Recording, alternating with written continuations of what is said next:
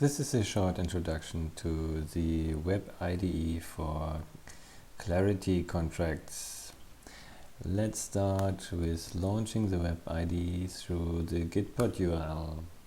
Gitpod is an open source Web IDE that can be adjusted for the different purposes that are hosted on a Git repo. So Gitpod is really about enabling GitHub or GitLab repositories as web environments, development environments. And I developed a configuration that it works nicely with Clarity.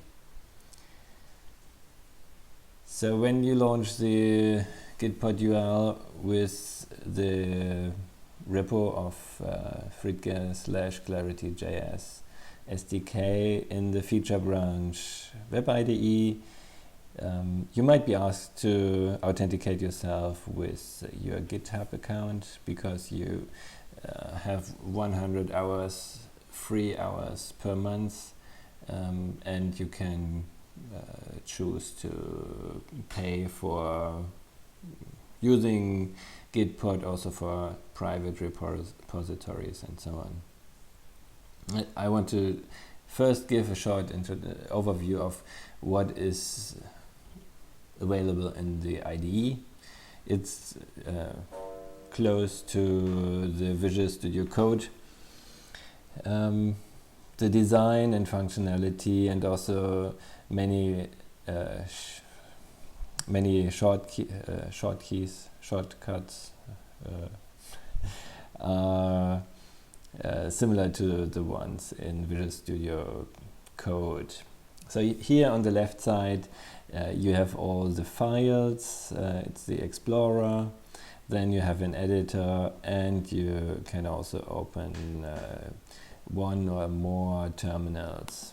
So clicking on the menus you see many options what you can do.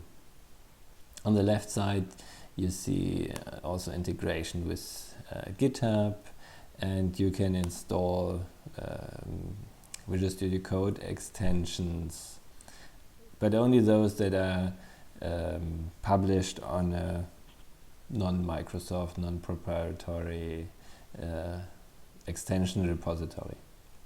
So here we have already installed Clarity and the Clarity language provider. If you open a contract, so in the packages, Clarity tutorials, we have a few contracts. You will be asked to download the Clarity language server package, and then you have all the features, all the language support for Clarity files. So if you type define, you see auto-completion, and if you press control space, you also get the help from there.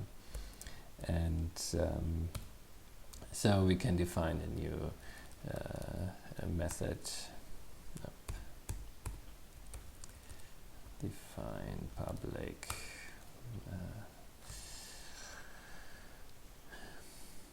and so on. Then you can start working and develop your programs. In the next session I explain a bit of the tools that comes with the Web IDE for Clarity. See you later.